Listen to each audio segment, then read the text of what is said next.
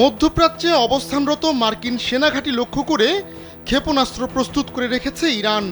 যুক্তরাষ্ট্র ইসরায়েলের সমর্থনে ইরানের বিরুদ্ধে যুদ্ধে জড়ালেই এসব ঘাঁটি লক্ষ্যবস্তুতে পরিণত করবে তেহরান, এই আশঙ্কার কথা জানিয়েছেন মার্কিন বিশ্লেষকরা। বুধবার প্রকাশিত দ্য নিউ ইয়র্ক টাইমসের এক প্রতিবেদনে বলা হয়েছে, ইরান ইতোমধ্যে ক্ষেপণাস্ত্র ও অন্যান্য সামরিক সরঞ্জাম প্রস্তুত রেখেছে। এসব পদক্ষেপ ইরানের পক্ষ থেকে সম্ভাব্য প্রতিশোধমূলক আঘাতের ইঙ্গিত। যুক্তরাষ্ট্র ইউরোপে 3 ডজনের বেশি জ্বালানিবাহী বিমান পাঠিয়েছে। এসব বিমান প্রয়োজনে মার্কিন যুদ্ধবিমানকে আকাশে জ্বালানি সরবরাহ করবে, অথবা ইরানের পারমাণবিক স্থাপনাগুলোর উপর সম্ভাব্য হামলার সময় বোমারু বিমানের কার্যক্ষমতা বাড়াবে।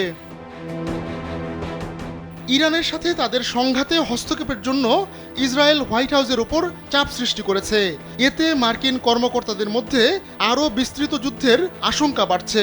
যুক্তরাষ্ট্র যদি ইসরায়েলি অভিযানে যোগ দেয় এবং ইরানের একটি গুরুত্বপূর্ণ পারমাণবিক স্থাপনা ফোর্ডোতে হামলা চালায়, তাহলে ইরান সমর্থিত মিলিশিয়ারা প্রায় নিশ্চিতভাবেই মার্কিন জাহাজ এবং মার্কিন ঘাঁটিগুলোতে হামলা করবে। তবে সবচেয়ে বড় হামলা চালাবে ইরান। যুক্তরাষ্ট্র কয়েক দশক ধরে মধ্যপ্রাচ্যে নিজেদের সামরিক ঘাঁটি পরিচালনা করছে।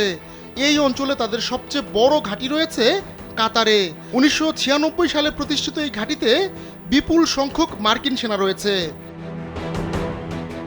কাতার ছাড়াও Iraq, Kuwait, Syria, Jordan, Saudi Arab, Bahrain, Oman, সংযুক্ত আরব আমিরাত ও তুরস্কে মার্কিন ঘাঁটি আছে।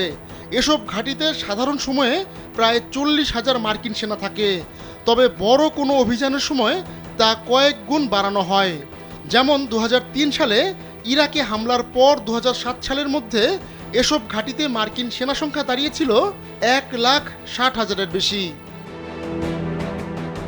2023 সালের অক্টোবরে গাজায় ইসরায়েলের হামলা শুরুর পর থেকে লোহিত সাগরের ইয়েমেন উপকূলে 100টির বেশি হামলা চালিয়েছে ইরানপন্থী যোদ্ধারা। যুক্তরাষ্ট্র ও অন্যান্য পশ্চিমা পণ্যবাহী ও সামরিক জাহাজে এসব হামলা চালানো হয়েছে। এই অবস্থায় ইরান মধ্যপ্রাচ্যের যেসব দেশে মার্কিন সেনা ঘাঁটি আছে তাদের স্পষ্ট করে বলে দিয়েছে, এসব দেশ থেকে মার্কিন সেনারা তেহরানে হামলা চালালে কোনো চিন্তাভাবনা ছাড়াই পাল্টা হামলা চালানো হবে। ইরানের এই হুমকির পর আরব দেশগুলো যুক্তরাষ্ট্রকে সাফ জানিয়ে দিয়েছে, তাদের দেশ থেকে ইরানে কোনো ধরনের হামলা চালানো যাবে না। আহমদুল্লাহ শিকদার, কালবেলা।